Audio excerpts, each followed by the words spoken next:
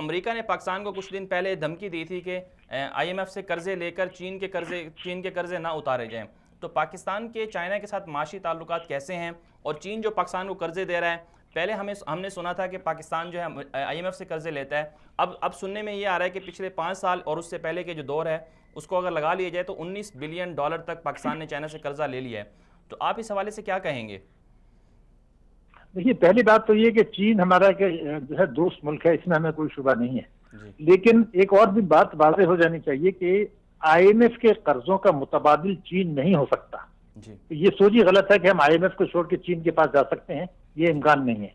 IMF का जो कर्जे हैं वो आईएमएफ ही दे सकता है, क्योंकि उसी की बुनियाद पर world bank, Asian development bank जो है, इस्लामिक डेवलपमेंट बैंक, ये सब कर्जे देते हैं। तो ये तो जहन से निकल जाना चाहिए। दूसरे, जो अमेरिका ने ये कहा, ये एक नफ्सियाती हरबा है, इसको बहुत ज्यादा संजीदगी से लेने की जरूरत नहीं है। क्योंकि देखिए, पाकिस्तान भी कोई अल्लाह का अल्हम्दुलिल्लाह कोई छोटा मुल्क नहीं है। आज हमारे पास $10 अरब के फॉरेन एक्सचेंज के रिजर्व हैं। तो जो हमें चीन को वापस करने हैं वो इस $10 अरब में से कर देंगे। हाँ, वो क्या डॉलर पर लिखा होता है क्या कि ये वहां से आ रहा है? आईएमएफ हमें जो कर्जे देगा वो तो किस्तों में अदा करेगा, छोटी छोटी किस्तों में। तो वो तो नफ्सियाती हरबा है, अमेरिका को भी पता है। सिर्फ पाकिस्तान पर दबाव डाल रहे हैं कि वो हम उनके जो अहकामात हैं खत्ते में न्यू ग्रेड गेम के तहत उसमें ताउन करें। इससे ज्यादा इसकी कोई अहमियत नहीं है मेरे ख्याल से।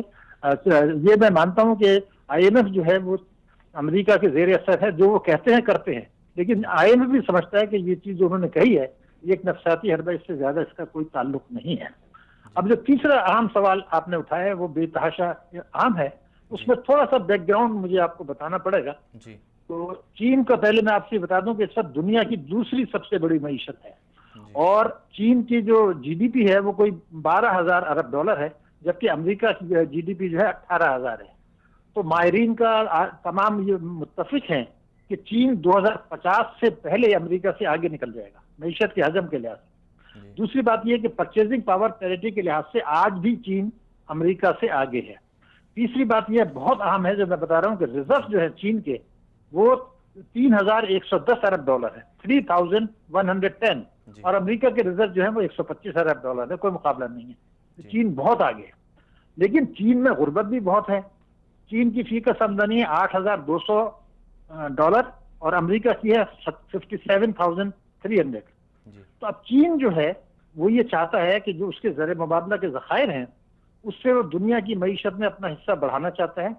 आलमी मालियाती निज़ाम में, आईएमएफ में, वर्ल्ड बैंक में अपना सुरूख असर बढ़ाना चाहता है। उसने ब्रिक्स बनाया है जिसमें हिंदुस्तान को शामिल किया, हमें नहीं किया, और एशिया इंफ्रास्ट्रक्चर इन्वेस्टमेंट बैंक बनाया। तो दूसरी बात ये थी कि वो जो बेल्ट एंड रोड इनिशिएटिव है जिसका सीपेक हिस्सा है वो उसको दुनिया के 100 ममालिक तक आगे चल के ले जाएगा।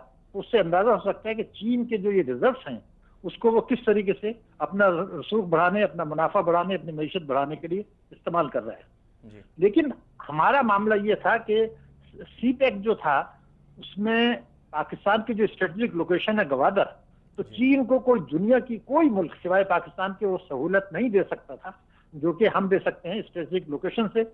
उनका जो सूबा है सेंकियांग से जब उसको तिजारत दुनिया से करनी है तो गवादर पोर्ट को और पाकिस्तान को यूज करेगा। बदकिस्मती से हमने इस स्ट्रेटेजिक लोकेशन और अपनी इस पॉजिटिव पॉइंट को इस्तेमाल इस तरह किया कि चीन ने हमसे कहा था जी $46 बिलियन की हम इन्वेस्टमेंट करेंगे सीपेक के तहत। तो हमारा ये काम था कि हम उसकी शराइत पर नेगोशिएट करते।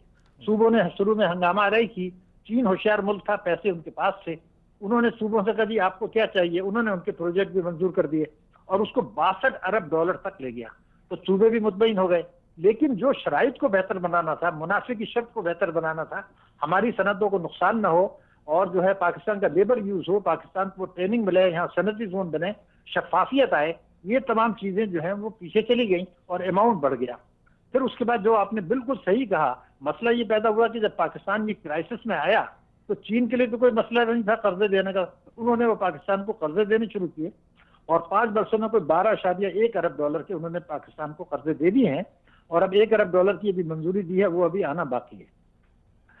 लेकिन एक और ये भी चीज हमें नहीं भूलनी चाहिए कि 4 बरस जो गुजरे हैं उसमें हमने चीन को $36 बिलियन पे किया है वो ट्रेड डेफिसिट में। यानी हम उनको एक्सपोर्ट नहीं कर पा रहे, हम उनसे इंपोर्ट करते हैं अगर इस साल का मिला के ले लें तो कोई यही 40-45 अरब डॉलर 5 साल में हमने चीन को ऑलरेडी दे दिए हैं।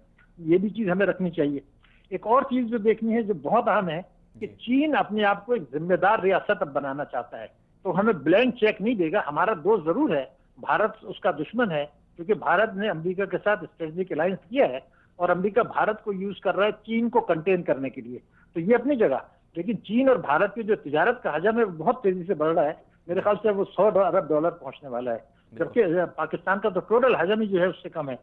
मगर एक और चीज है जो परेशानी की है पाकिस्तान के लिए, दो बातें हैं जी। एक तो ये कि वो चीन में भाषा डैम से दस्तबरदार हो गया, जो कि हमारे लिए सबसे ज्यादा अहम था कि भाषा डैम बनता, तो वो उससे दस्तबरदार हो गया जी, उसने काम नहीं बनाएंगे। मगर एक और परेशानी है कि 1948 से आज तक हम ये कहते आए थे कि भारत को हम जमीनी रास्ते से जो है वो इजाजत नहीं देंगे कि अफगानिस्तान तक तिजारत करे और वहां से सीआई स्टेट्स और दुनिया भर से जाए। चीन ने अब ये जो कनेक्टिविटी के नाम से काम शुरू किया है, जो 100 मुल्कों में जा रहा है, सीपेक है, इसका बुनियादी नुकता कनेक्टिविटी है। तो चीन, मुझे खदशा ये है कि कुछ अरसे के बाद पाकिस्तान से कहेगा कि जनाब ये सारी चीज तो कनेक्टिविटी है, तो आप भारत को जमीनी रास्ते से रसाई दें ताकि ये मामला चले और ये हमारे ऊपर दबाव बढ़ेगा। उधर ईरान ने पहले ही जो है भारत को चाबहार तक पोर्ट में उसके हवाले कर दी है और वहां से भारत को रसाई मिल चुकी है। तो चीन को ये समझना कि हम ब्लैंक चेक देगा वो सही नहीं है। वो हमारे साथ उस पर हिसाब जितना हमने कर लिया है, इससे ज्यादा मेरे ख्याल से करना मुनासिब नहीं है। और इससे जो फ्री ट्रेड एग्रीमेंट वो अगर हमारे साथ ठीक करे ताकि हमारी एक्सपोर्ट भी उनको बढ़े, उसमें हमारी भी अपनी कोई खराबियां हैं।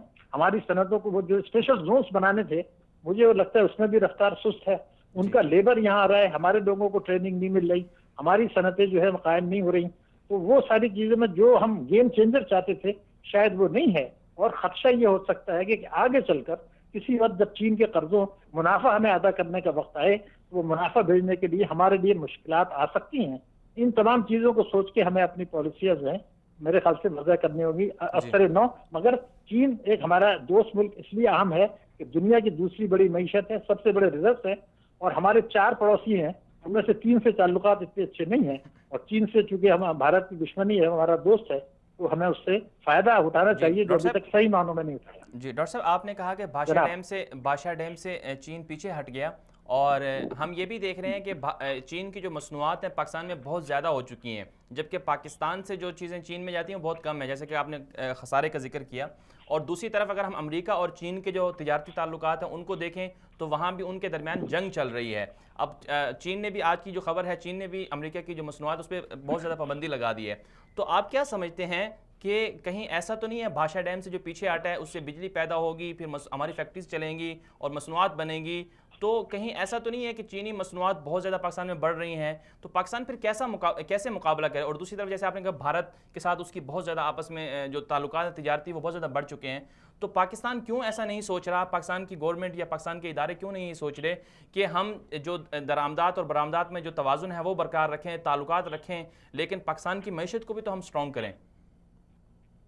देखिए, आपने इतने ज्यादा अहम नुकात उठा दिए हैं, तो थोड़ा सा मुझे मुश्किल में डाल दिया, क्योंकि बहुत सारे आपने मौजूद बड़े अहम हैं।